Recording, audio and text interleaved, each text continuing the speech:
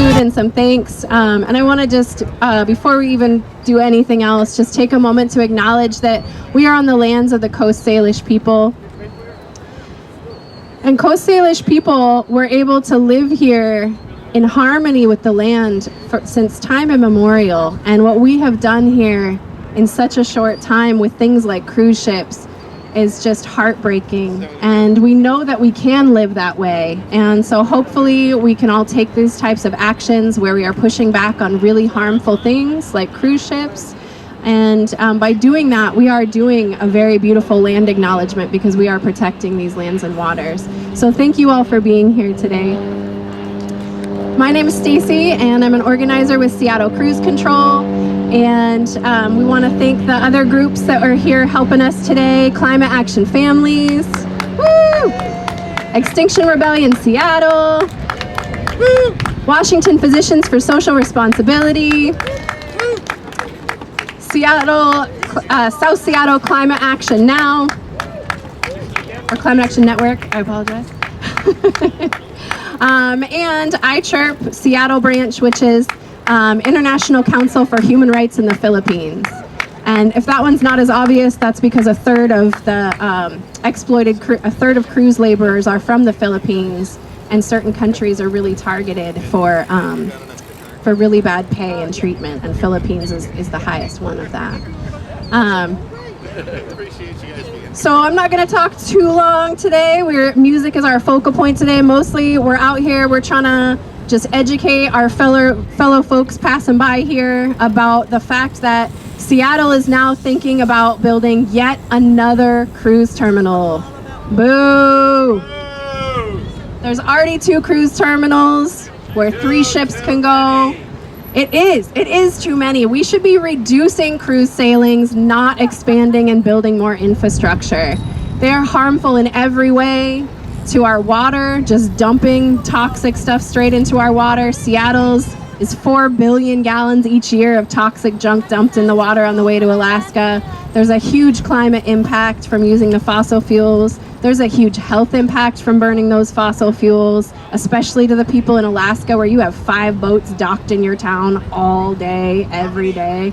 And again, the labor exploitation is just not something that Seattle should be supporting. Even though our workers here are paid well, it is completely unacceptable to be paying people $2 an hour, working those kinds of hours for 7 to 10 months straight with no days off.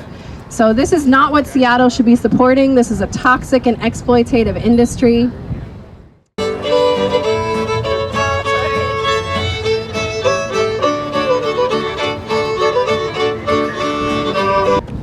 All right, so welcome to the 2nd annual World Anti-Cruise Day.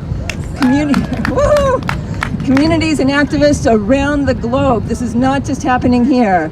Communities and activists around the globe are holding demonstrations against this toxic and exploitative industry. This started last year when cruise activists from all over Europe, met in Marseille, France, and committed to working together, sharing ideas, information, strategies, victories and losses. And they declared officially the first Saturday in June every year is World Anti-Cruise Day. We are very pleased to participate in it.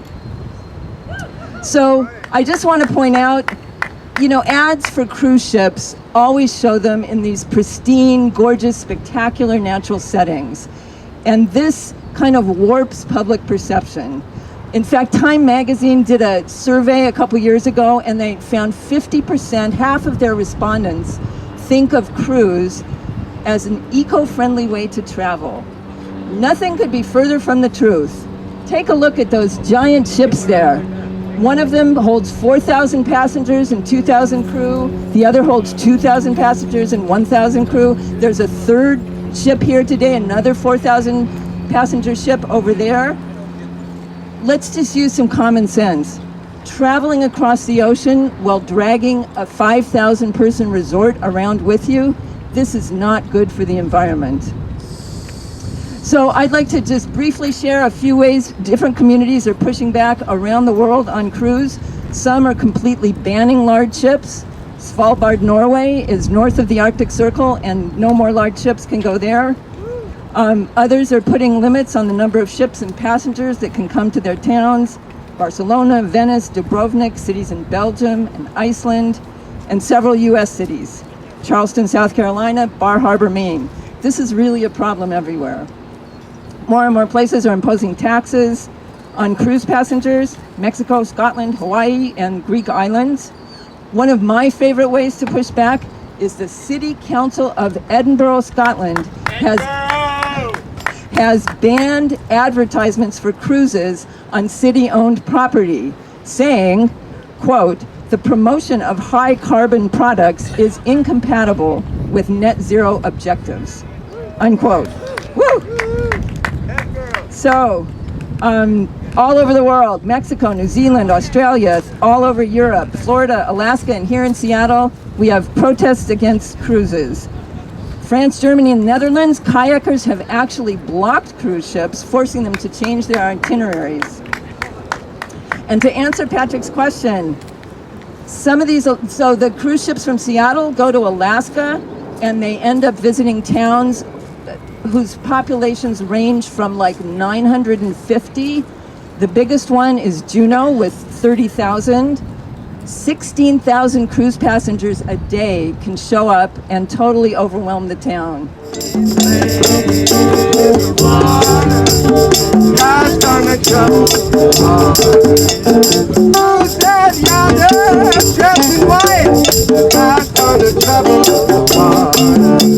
And I'm delighted I'm here. We could not ask for better weather. I started out my drive from Stillicum, which is way down south, and then I walked past the cruise ships. And as I was walking past the cruise ships, I tried to hand out our flyer that said climate and health and cruise ships don't mix. Everybody was really kind, you know, no, thank you, no. And one guy said to me, nah. I said, why are you handing it out? I said, because of the smoke that comes out the top. He said, quote, listen to this, it doesn't matter. Boo. That's what a lot of people think, that the smoke from the cruise ships and all of that just doesn't matter. Because look around, what a nice day. How can it matter? How can it matter? Let me tell you a little bit about what we're doing. My buddy and co-conspirator, Dr. Chris, is going to come on in a minute and talk about the ships. I'm going to talk about the airplanes that people fly to get here. Did you know that 900,000 people are going to come on cruise ships, and most of them are going to fly here? Boo, because the airplanes put out a lot of smoke and pollution as well. In fact, it puts out so much and causes so much lung disease and heart disease that the people around SeaTac Airport live 2 to 5 years less than the rest of us. Their life is shortened by breathing in all the smoke from the airplanes that come by. So that's not good either. And so we've got a plan to try to limit the airport expansion. They are planning for, get this, between now and 2032, 87,000 more flights each year. That's the plan, and it's in something called the Sustainable Aviation Master Plan. Sustainable with 87,000 more flights between now and 2032. So what can we do about it? Well, first, know about it. Second, tell your friends about it. Elizabeth is pointing to something. No new cruise ships and no expansion of flights and airports. There's a couple of groups that are working to do that. And if you think about it, the one group that's most active right around the airport is called No Added Harm. Or if you want to go on the website, Fix the Harm, fixtheharm.org. You can check it out and be active with what they're doing as well. Second group is 350 Seattle. Anybody here from 350? A couple of folks are. Yeah, let's hear it. They've got a wonderful aviation team that's working to limit flights. So 350seattle.org/aviation. You can go on there and get active with what they're doing as well. And finally, our group, Washington Physicians for Social Responsibility, if you're a healthcare provider or if you go see your healthcare provider, your doc, your PA, your nurse practitioner, tell them about Washington Physicians for Social Responsibility, And that's wpsr.org/climate, wpsr.org/climate. And finally, you can do what I do, wear the badge, the climate prescription badge, and you just take a picture of that on your phone and you go look at the QR code, and there's a lot of things we can do about climate that take care of our health. So thank you for coming. Take care of your health and each other. Dr. Chris, you got a couple more things to say. Come on up. That's great, Breck. Thanks very much. So, I'm a family doc here in Seattle. I avoided the traffic by bicycling about 5 miles from Greenwood. So my favorite way to get here, I call it my mini vacation twice a day, and it doesn't pollute. So thanks for coming out. Beautiful day. Important for all of us to stand up and do what we can for our health, our kids' health, the plants' health, the animals' health, the entire globe, and the climate. So we want to keep a healthy climate for us and our kids and our grandkids. So we all have to do what we can. The cruise ships are busy polluting. We're busy trying to reduce them. So thanks for being out here. I think to do these important things that don't produce immediate results, we all have to do it out of the strongest feeling and energy that we have. So I think we all have to,